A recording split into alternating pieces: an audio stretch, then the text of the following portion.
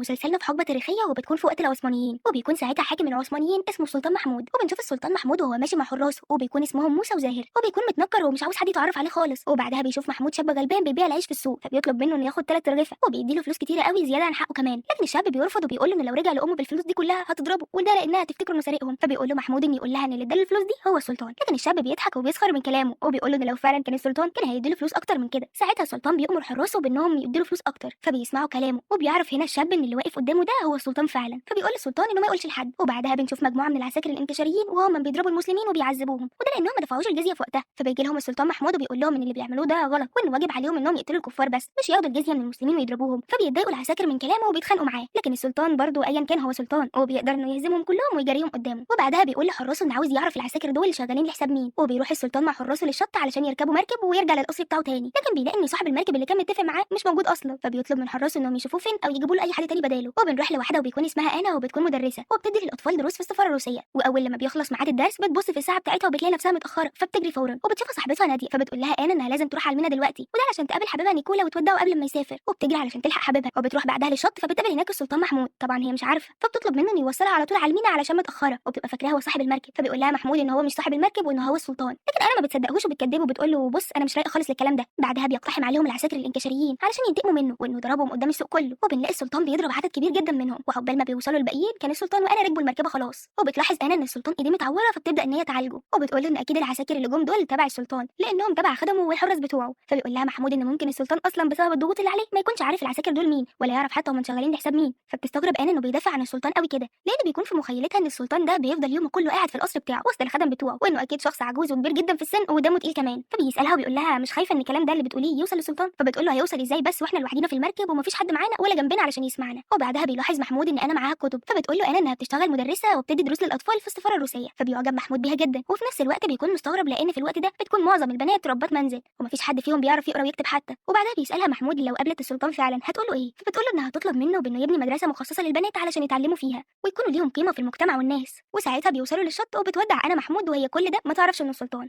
وبيكون الحراس بتوعه وموسى وزاهر مستنيينه. وبنشوف انا وهي بتودع حبيبها نيكولا وبيقول لها انها لازم توعده بانها ما تنساهوش وتفضل تبعت له على طول، وبتوعده انا بان عمرها ما هتنساه. وبنروح للسلطان محمود وبيكون قاعد في القصر بتاعه وسط الخدم وبيوجه كلامه للاغا فتاح لان هو اللي بيكون قائد الجيش الانكشاري، وبيقول له ان العساكر بتوعه بيضربوا الشعب وبياخدوا منهم جزيه. لكن الاغا فتاح بينكر كل كلامه وبيقول له ان كل دي اشاعات. لكن السلطان بيقول له انه نزل وسط الناس وشافهم بعينه وهم بيضربوا الناس وبياخدوا جزيه منهم، وبسبب ان السلطان محمود حبس العساكر الانكشاريين فبيحذروه الوزراء بانه كده ممكن يقلبوا عليه ويخلوه يسيب الحكم. لكن السلطان محمود بيقول لهم ان هو اللي بيدير البلد بنفسه مش العساكر الانكشاريين. وبياخد الاغا فتاح الوزير خالد وبيتكلم معاه على جنب بعد الاجتماع وبيقول له انه مش راضي عن القرارات اللي السلطان بياخدها دي. فبيقول له خالد ان مفيش حد انقلب على العساكر الانكشاريين الا لو سيبوه الحكم وانه محضر مفاجاه للسلطان. وبعدها بيروح السلطان لاولاده وبيكونوا بياخدوا درس مع مدرس اسمه يعقوب، وللاسف المدرس بيكون نايم في الدرس فبيصحي السلطان وبيقول له انه يروح يريح شويه علشان شايفه انه مجهد وتعبان. بعدها بيتكلم مع ولاده علشان ياخد رايهم في الدرس، فبيقول له ابنه عبد الحميد ان يعقوب دايما بينام في الحصص وان اخته صالحه كانت بتقول ان الاميرات مش لازم يتعلموا. فبتخاف صالحه من باباها السلطان فبتزعق لاخوها وبتقول له انا ما قلتش كده اصلا. فبيقول لها السلطان ان التعليم مهم لكل الناس حتى الاميرات برضه. وبعدها بيتكلم السلطان مع الاغا خيري وبيقول له ان يعقوب كبر قوي في السن وكمان بينام في الحصص وانه مش عاجبه الوضع ده وعلشان كده بيطلب لاولاده مدرس تاني ويكون يعني صغير في السن. وبنروح لزاهر وهو رايح لبيت انا وبيقول لها ان السلطان عاوزها، فبتتخض جدا وبتروح معاه وبتكون خايفه وعايزه تعرف منه السلطان عاوزها في ايه. فبيقول لها زاهر انه ما يعرفش اي حاجه وان السلطان بنفسه هو اللي هيقول لها كل حاجه. وبتوصل انا للقصر وبتكون مندهشه قوي بحلاوه القصر وجماله وان القصر شكله فخم قوي. وبتروح انا علشان تقابل السلطان ومن كتر التوتر اللي هي فيه بتتكعبل وبتقع قوي لما بتشوفه. فبيقول لها السلطان انها تقوم وتقف عشان تتكلم معاه، فبتنصدم انا من شكله لانها بتكتشف ان السلطان محمود هو نفس الشخص اللي كان معاها على المركبه. وساعتها بتخاف اكتر لانها بتكون فاكره انه هيحاسبها على الكلام اللي قالته له، لكنه بيصدمها وبيقول لها انه عاوزها علشان تكون معلمه لاولاده وبيشترط عليها انها تعيش معاه في القصر. لكنها بترفض وبتقول انها مش عبيد عنده وانه مش مسموح له اصلا يتحكم فيها ويخليها تقعد معاه وبتسيبه وبتمشي. وتاني يوم بتروح انا للسفاره الروسيه وبتتكلم مع صاحبتها ناديه على اللي حصل وان السلطان عايزها تقعد معاه علشان يعلم ولاده. لكن ناديه ما بتكونش مهتميه بكلامها قد ما بتكون مهتمه تعرف السلطان شكله عامل ازاي. فبتقول لها انا ان شكله وسيم جدا لكن هي برضه مش هتعيش معاه علشان كده يطلب منها حريتها. وبيشوفهم ديمتري، فلما بتطلع ناديه بيسالها ديمتري عن انا، فبتحكي له ناديه ان انا قابلت السلطان وان عاوزها تعيش معاه علشان يعلم ولاده. فبيقول لها ديمتري ان اكيد انا هتوافق لانها بده هتقدم خدمه لبلدها روسيا. وبالليل بترجع انا من شغلها وبتنصدم ان ديمتري في البيت وباباها مش موجود، فبيطلب ديمتري منها انه يقعد يتكلم معاها شويه. فبيسالها اذا كانت بتحب روسيا فعلا ومخلصه ليها، فبتقول له انا اكيد بتحب بلدها ومخلصه ليها جدا. فبيقول لها ان طالما كده توافق على العرض اللي عرضه عليها السلطان، وبنفهم انه عاوزها توافق لانه بيكون عايزها تكون عينه في القصر وده علشان يعرف كل تحركات واوامر السلطان. فبترفض انا، لكنها لما بترفض بيبدا ديمتري يستخدم معاها اسلوب العنف وبيتعصب عليها وكمان بيهددها بان لو عدى بكره وما راحتش قصر السلطان هيقتل ابوها ومش هتشوفه تاني. وبيدخل عليهم بيتر ابوها واول لما بيشوف ديمتري بيرحب بيه وبيجيب له حاجه يشربها كمان. فبتخاف انا على باباها احسن ديمتري يعمل فيها حاجه، فبتقول انا لباباها انها من من بكره هتروح لقصر السلطان محمود، وده علشان تعيش معاه في القصر علشان عاوزها تدي دروس لاولاده. لكن باباها بيتر بيستغرب قوي من كلامها وانها وافقت انها تعيش مع حد غريب زي السلطان مثلا، وبيسالها طب لما حبيبك نيكول هيعرف ويسال عليك هنقول له ايه؟ فبتعرفه انها تبعت له جوابات. وتاني يوم بتجهز انا شنطتها وبتودع باباها، وطبعا بيكون باباها متضايق قوي وانها تسيبه وتمشي، لكن انا بتطمنه وبتقول له انها هتزوره في اقرب وقت ممكن، وبتدي له جواب علشان يبعته لحبيبها نيكولا. وبيكون زاهر مستني انا تحت بيتها علشان ياخدها لقصر السلطان، وبيكون ديمتري بيراقبها ونظراته ليها بتخوفها جدا. وبتكون انا كاتبه لحبيبها نيكولا بانهم لازم يسيبوا بعض علشان مشاعرها من ناحيته اتغيرت خالص. وبتدخل انا للقصر وبيسلمها لعمرو، وعمرو ده هو المسؤول عن كل كبيره وصغيره بتحصل في بيت السلطان. فلما بيشوفها عمرو بيلاقيها موجوده وبيحسها خايفه قوي، فبيطمنها وبيقعد يهزر معاها شويه علشان يفكها. وبعدها بيدخلها للقصر من جوه وبيوريها الاوض وبيوريها الاوضه بتاعتها، وبيوريها كمان الاوضه اللي بيستقبل فيها السلطان الناس اللي بتجيله. فبتقول له انا ان الاوضتين شبه بعض قوي وخايفه انها تتلخبط. بعدها بياخدها عمر للحرملك، وبيكون ده المكان المخصص للجواري. فبتشوفها رئيسه الجواري جيفري تقعد تحقد عليها علشان بتشتغل مدرسه، وبتقول لها ان من هنا ورايح هتقعد معاهم. بتضايق انا من كلامها وبتقول لها انها مش جاريه علشان تقعد معاهم، فبتضايق جيفري قوي منها وبتتعصب عليها، وبتقول لها ان هنا زيك زي الجواري مش اكتر. فبتضايق انا من كلامها وبتطلب ان السلطان يجي لها دلوقتي. فبتقعد انا وهي مستنيه حد فيهم ينادي على السلطان، لكن ده ما بيحصلش، وبيقعدوا يضايقوها وبيتريقوا عليها وبياخدوا الطاقيه كمان بتاعتها. فبتجري انا وراهم علشان تاخد الطاقيه بتاعتها. فبتيجي بنت من الجريات اسمها ابري وبتساعدها وبتديها الطاقيه بتاعتها. بعدها بيجوا الحراس وبيزعقوا فيهم علشان بيكون صوتهم عالي قوي. وبتقعد ابري مع انا وبيتعرفوا على بعض، وبتقول لها انها ما تزعلش من البنات وانهم بيعملوا كده علشان هي لسه جديده، وقدام شويه هياخدوا على بعض ويبقوا صحاب كلهم. وبتقول لها كمان انها تحاول ما تزعلش جيفري منها لانها مهمه قوي عند السلطان، والسلطان بيفضلها عليهم كلهم لانها انقذته قبل كده من الاعداء اللي حاولوا انهم يولعوا في القصر بتاعه. وفي نفس الوقت ده بيكون السلطان محمود بيتبارز هو والاغا نامك، وبيقول له السلطان محمود ان بعته للغرب علشان يتعلم العلم والسياسه، لكنه راح وكان كل همه انه يتعرف على بنات. فبيقول له نامك ان الكلام ده ما حصلش وانه ما عملش حاجه. فبيقول له السلطان انه ما يكذبهوش وانه معاه شهود على كل ده، وان الستات اللي كان بيتعرف عليهم جم لاسطنبول. وبيضحك السلطان وبيقول له ان ده كان اختبار ليه مش اكتر، وبعدها بيحضنوا بعض وبيقول له انه مبسوط انه رجع لاسطنبول تاني. وبتكون انا قاعده لوحدها في الحرملك وبتكون زهقانه وبتستغل ان ما حدش معاها في القصر، فبتخرج علشان تشم شويه هوا. فبتشوف ساعتها السلطان وبتنادي عليه، لكن عمر بيكتم صوتها وبيقول لها ان اللي بتعمله ده غلط. وبيقعد السلطان يتكلم مع نامك وبيقول له انه عاوز يتخلص من الجيش الانكشاري، وده علشان يضمن انه هيقعد في الحكم للابد. فبيحذروا نامك وبيقول له انه يخلي باله علشان اي حد بيقف قدام الجيش الانكشاري بيخلصوا عليه. فبيقول له السلطان ان علشان كده هو اختاره علشان يكون معاه ويقف في داره ويحميه. فبيقول له نامك انه مستعد يموت علشانه بس.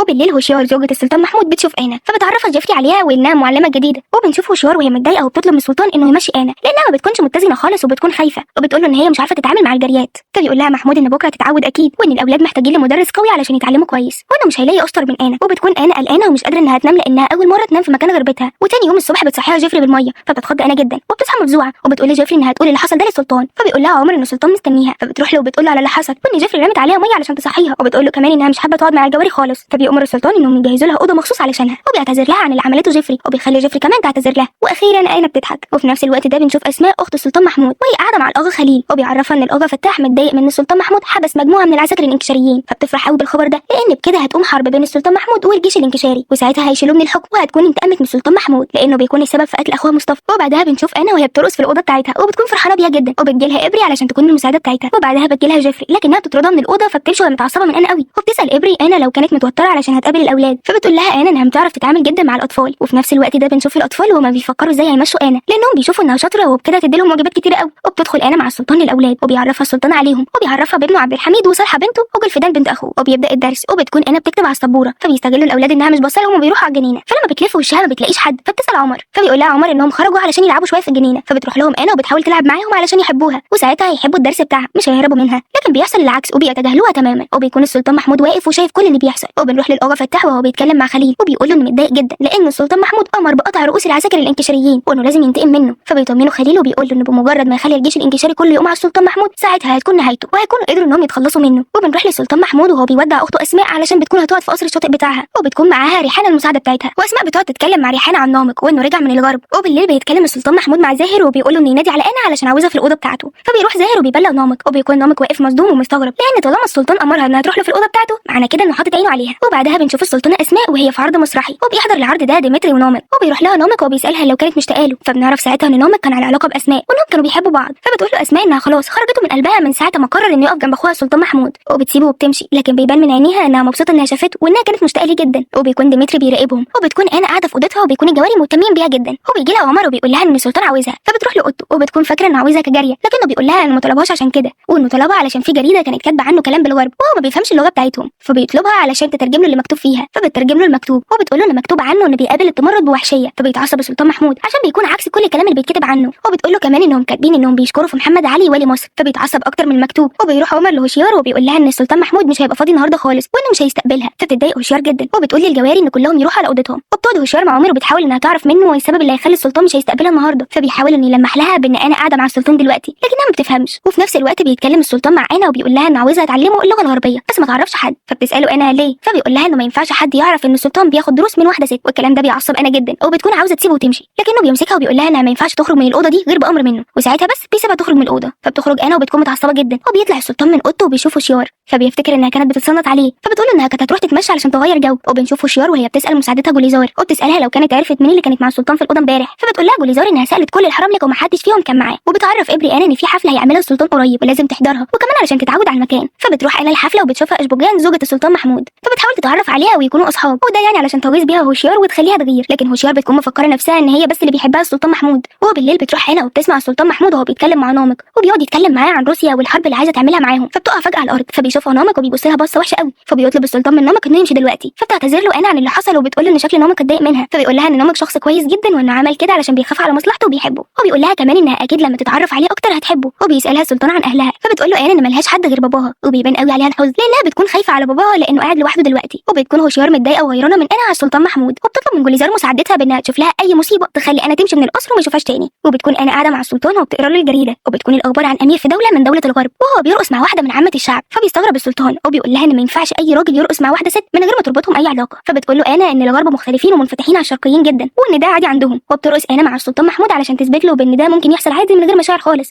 لكن بيحصل العكس، وبنلاقي ان الاثنين قربوا قوي من بعض. بتتكسف انا وبتقول انها مصدعه قوي وهتروح لاوضتها. فبيوافق السلطان محمود وبيقول لها ان هو المره دي طلع صح وان ما ينفعش اي اتنين يرقصوا مع بعض من غير ما يكون في بينهم علاقه حب. وبتخرج وبتكون متعصبه وبيكون عمر ماشي وراها خطوه بخطوه، فبتتضايق منه وبتساله لو كان بيراقبها. فبيقول لها عمر ان شكلها وقعت في حب السلطان، فبتقول له انا ان ده مستحيل يحصل. وفجاه بتشوف انا قدامها هوشيار وبتكون متعصبه جدا، وهوشيار بتقول لها انا عارفه الالعاب اللي انت بتعمليها دي كويس وانك يعني جايه وبتخططي علشان تتجوزي السلطان، لكن ده بعينك. وبتقول لها انها ما تروحش اوضه السلطان تاني، لكن بترد عليها انا بكل ثقه وبتقول لها انها بتاخد الاوامر من السلطان بس، وبتفكرها انها مدرسه مش جاريه علشان تتكلم معاها بالطريقه دي. فبتهددها هوشيار انها هتخليها تسيب القصر وهتمشيها منه. وبتروح هوشيار على اوضتها وبتكون متعصبه جدا وبتتكلم مع جوليزار وبتقول لها انها عاوزه بكره صالحه والاولاد يجوا لها علشان هم اللي هيخططوا لها علشان تقدر تمشيها من هنا. وبس كده، وده الجزء الاولاني من المسلسل. لو متحمس تعرف باقي الاحداث ما تنساش انك تعمل سبسكرايب علشان تعرف الجزء الثاني. سلام.